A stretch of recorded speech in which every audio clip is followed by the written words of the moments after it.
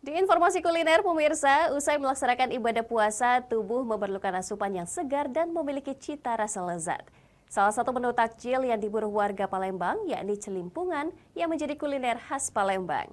Kuliner unik ini menjadi berkah bagi ibu rumah tangga yang meraih pundi pendapatan karena permintaan takjil celimpungan meningkat drastis. Satu lagi makanan khas Palembang yang menggugah selera yakni celimpungan yang menjadi primadona takjil berbuka puasa di bumi Sriwijaya. Mirip pempek, namun celimpungan memiliki kuah khusus santan kekuningan yang menyegarkan saat dihirup. Menurut cerita warga Palembang, nama celimpungan diambil dari kata cemplung saat adonan mirip bakso ikan dimasukkan ke panci rebusan. Celimpungan ini sangat cocok menjadi menu berbuka puasa karena kandungan karbohidrat dan protein serta rempah-rempah yang bergizi, serta menghadirkan rasa gurih yang menggugah selera. Tak heran menu ini selalu tersedia di meja makan.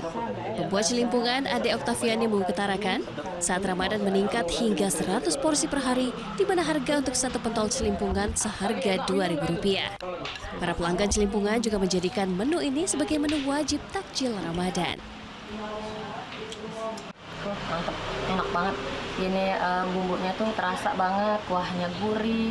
Terus yang penting itu kalau pempek nggak amis. Ini benar-benar nggak bau. Nggak bau.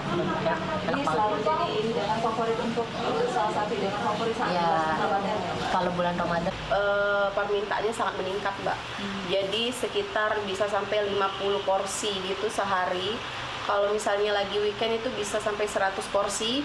Dan kalau misalnya ada pesanan untuk takjil itu bisa lebih dari itu. Nah pemirsa, jika Anda sedang berkunjung ke kota Palembang, wajib menikmati takjil Ramadan yang satu ini.